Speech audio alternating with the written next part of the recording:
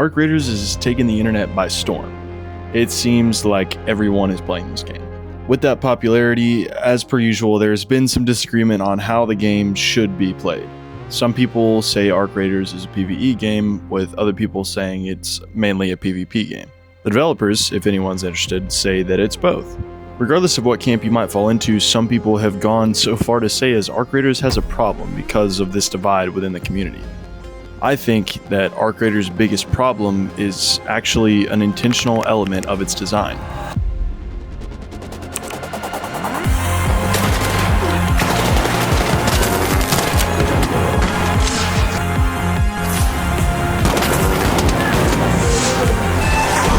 Get him, Draco! Go! Oh my god, you got it! We gotta kill the wall. Come on, dude, this is awesome! Look at all these people! This is fucking This is awesome, insane!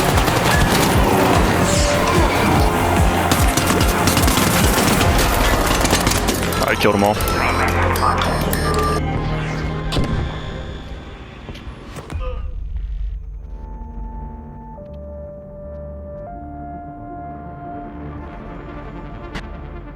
Arc Raiders is an extraction shooter set in a post-apocalyptic near future. Extraction shooters are a somewhat new emerging genre of game. Being an extraction shooter is like putting a label on your game that says not for everyone. But Arc Raiders is just that good that people like me are giving it a chance and hopping in. Extraction shooters do inherently add a level of intensity and adrenaline to the flow of every game. Every run, or in this case a raid, is essentially a gamble. On one end of the spectrum you've got traditional multiplayer respawn shooters like Call of Duty or arena shooters like Halo. And essentially the goal of these games can be boiled down to get a lot of kills and don't die. Basically. And a few years back, the Battle Royale genre was incorporated into every game on the market, it felt like. And obviously these games were a little different with the fact that you don't carry loot between matches and you drop in fresh. But at the end of the day, the goal of the game was still to get kills. That's the win condition. And this is the big fork in the road between extraction shooters and every other type of shooter, especially for Arc Raiders. In Arc Raiders, PvP is not the objective, survival is. Both PvP and PvE are simply a means to an end for reaching your ultimate goals, whether that be simple survival or some other extra goal you set for yourself before heading topside. This genre itself and all the factors that come along with it change how players behave, and Embark Studios, the creator of Arc Raiders, have used this to their advantage. So in this game, every player takes on the role of a raider when they enter into a round. On the surface above the sprawling underground city of Speranza, raiders combat Arc presence to bring back valuable resources that help society to continue on. Arc can be combated by either direct conflict or, you can even avoid them altogether, or at least try if that's more your speed. The more threatening element of raids though is the presence of enemy raiders. Now don't get me wrong, the Arc are dangerous. It doesn't matter what level you are, what you bring in. A Rocketeer, a Bastion, Leaper, they're all going to kill you really quickly if you go about it wrong. With this level of danger though, the main downfall of the Arc is that they are predictable. The AI systems in this game are more sophisticated than most, but at the end of the day, after you play a couple raids, you kind of get a feel for how they move and how they patrol and stuff like that. They essentially function on one imperative, that be to kill any human that's moving. No matter how many shots they take or how many rotors or joints you shoot out, they will keep following you until they are physically inoperable and unable to do so. What do we shoot at now? It's I? Maybe? I don't really know.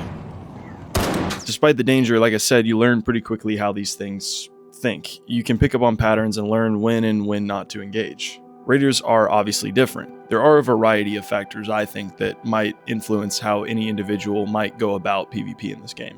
One big one is background. Like I said, there's a bunch of different shooters out there, and depending which kind of game these players predominantly play, they may be more or less inclined to get into PvP if they don't have to. Your loadout, your confidence in a fight, and your goals can also change wildly on a raid-by-raid basis. Your desire to get into it with another raider or squad of raiders is going to be a lot different when running fully kitted versus freeloading it. With all the a little bit more complex factors as well as the simple factor of positioning that's present in pretty much any online competitive game. Do you have the drop on the guy, or are you liable to get third-partied if you start this fight up? I think though the primary driver of whether or not raiders fight in this game is experience. Basically, how have you been treated in the past by other players while topside? Thank you, bro.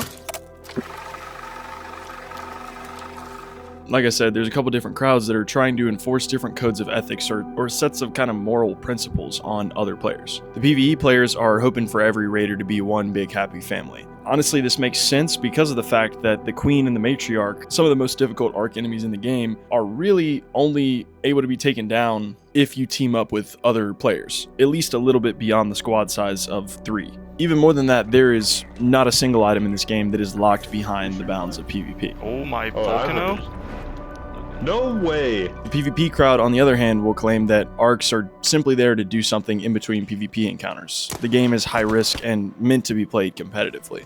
Honestly, I think the PvP players kind of have a strong argument in the fact that the developers literally said that this game being PvE only was boring as hell. And anyway, you also have the crowd in the middle, which is likely where most people fall, including myself. You probably lean towards either side, seeing PvP as a necessity only when it's advantageous to you and your squad. You tend to have a goal in mind or simply see other raiders as an occasional roadblock you gotta get through to accomplish what you set out to do initially. Are you gonna pew pew pew pew pew pew me? Don't shoot!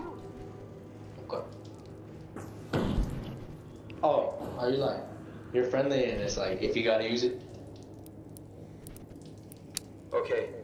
Oh, okay. Nice. Weird thing though, I guess it's not that weird. These feelings don't really seem to fall on a gradient within the discourse going on in this community though. You're either a pacifist, hole cracker every raid type of player, or you're a streamer sympathizing rat. In reality though, these are all extremist opinions, as is typical of conversations powered through social media. But this whole back and forth is kind of a product of what I believe to be an intentional choice by Embark to create a canvas for emergent storytelling, which is kind of a buzzword that's been going around with relation to this game, but I think it's really a good application of it. Since the release of this game, Embark has released developer doc episodes chronicling the iterations of Arc Raiders leading to the game we know it as today. Through this development, the game saw fixes, evolutions, and even a complete redesign basically from the ground up. With this in mind, I believe the developers fully intended for player interaction in this game to be the main pillar of its existence and its community. Through the lens of gameplay, there are a few indications of this. For one, the combat in this game is pretty slow compared to some other titles. The factors of this include the controversial third-person perspective and even the health and healing systems in the game. Being successful topside both against Arc and other players is all about positioning, foresight, and just kind of general awareness. The movement and traversal in this game is grounded and methodical. You rarely see a multiplayer game that puts almost as much importance on its stamina systems as its health systems. Stamina here is what allows raiders to sprint, roll, climb, and just overall maneuver the game environment at an even somewhat reasonable pace. If you don't have stamina, you will also shortly be lacking your life. The third-person perspective allows for planning ahead. Players can get a view of what they're walking into without running the risk of getting immediately domed by a head-glitching guy, which creates an obvious need for favorable vantage points. If you sit in one place in this game, it can lead to wins, but unless you're utilizing the crazy busted shadowy dark corners in this game, you're gonna have to make a decision about when to be aggressive and when to be patient. And honestly, choosing this wrong is more often than not the reason that a flare goes up, even more than because the other guy had better aim than you. I also mentioned the health. In just a couple seconds, you can duck into cover and essentially re-enter a fight as if you hadn't taken any damage beforehand. This usually leads to fights becoming more about attrition than raw damage output. And these long, drawn-out fights open a window for a patrolling Arc or player passing by to come in and ruin both squads' days. I think an important aspect of this is that all of these things are leveraged to display the mindset of an in-world raider. Like I mentioned in the beginning, this game takes place in a post-apocalyptic world. Resources are scarce and society has been forced underground, operating on a minimum level of trust and cooperation. Speranza is a pillar of hope in a community that is otherwise left with nothing. This corner of the world is built on a foundation of uncertainty. This uncertainty extends even to the origin of the Arc enemies. While Embark hasn't yet released anything that gives players a definitive answer regarding the origin of the Arc, there have been some theories. Some people think the Arc are an alien force sent to either simply wipe out humans or harvest resources, and humans are getting in the way of that. Other people think that the Arc were created by humans, either as a sort of AI project gone wrong, or maybe even something as ridiculous as a game being run by higher powers in society, sort of like a survival of the fittest type of thing. Regardless though, it doesn't really make a difference. This is the world people live in now in this game, and it's ultimately up to humanity to respond. No matter what the motivation of the Arc forces might be, we've got their behavior figured out. We know how they operate, but humans are impossible to predict. If this scenario were to play out in the real world, you'd have all different kinds of personalities come out of the woodwork. For every community-focused pacifist, there'd be some psycho out there who was waiting in their house for the end of the world so they could really be who they believe themselves to be. In the normal world, laws enforce order, and in an apocalypse, there is no governing power to enforce those laws. The only thing that's left is natural law, and the idea of even what exactly that is different from person to person.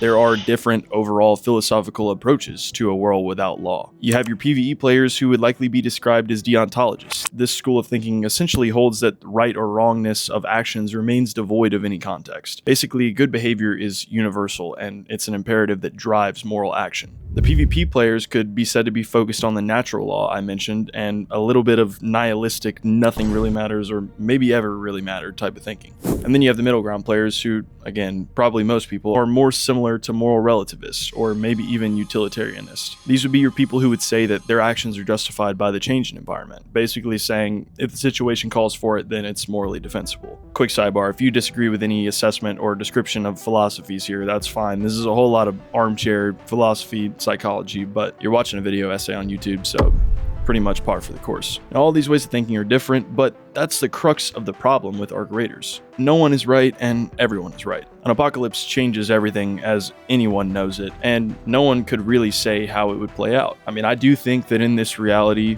you'd see everything I've talked about here and everything beyond and in between. The community discourse surrounding this game is what separates it from any other run-of-the-mill live service game. It has life beyond what happens in any given play session, and its ethics and politics are being talked about in a real-world context, which is pretty crazy if you think about it. Like, I can't think of another game that's been like that. Embark has crafted a multiplayer experience that immerses you in both the moment-to-moment gameplay as well as the social landscape of the game world. Now, believe me when I say that I understand both sides of this argument. I jumped into this game during the server slam a couple weeks before launch. I too, like a lot of people, was drawn in by the content of unlikely alliances and tense extractions where another raider throws you a bone and helps you out when you're down on your luck, right? And I can very easily see how the more PvE inclined crowd might feel like they were sold on a lie. Hey, come on, man. You're good, bro. You're really good. We could form an alliance. Of sorts, you know what I mean? Okay.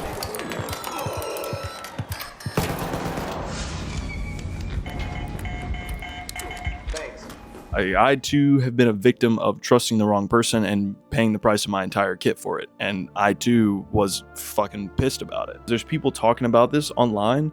I swear to God, they have to be playing a completely different game than me. Talking about how people rarely shoot, man. I'm out here playing fucking Hunger Games, Cullen Games, X Game. I don't know, but it's on site in 99% of my lobbies. The guys I meet are not planning to leave anybody they see alive on their way to extract. Since the early days of the game, with those kinds of things happening to me more and more, I've become a different player, at least when it comes to mindset. If I'm being honest, I'm much more inclined to shoot at enemy raiders without concern for whether or not they would have done the same to me. It is fun to take down a big arc enemy with the added tension of this game with other raiders running around the whole time, and it's fun to save another player that you find when they're having a tough raid, but it's also really fun to just gun down people on sight. If you don't agree, you're lying, and I don't believe you. But I don't know. I enjoy it. But like I've kind of alluded to, this shift in my thinking mirrors what in-game raiders would go through. The gamble of losing your hard-earned loot and having to spend another fucking billion mechanical components upgrading your guns mirrors the gamble that raiders would face every time they stepped foot on the surface in this world. The struggle of choosing whether to be the one to start the fight is the same struggle you'd face coming across the unpredictable force of another human with very little to lose. If you, like me, have ever been pissed off or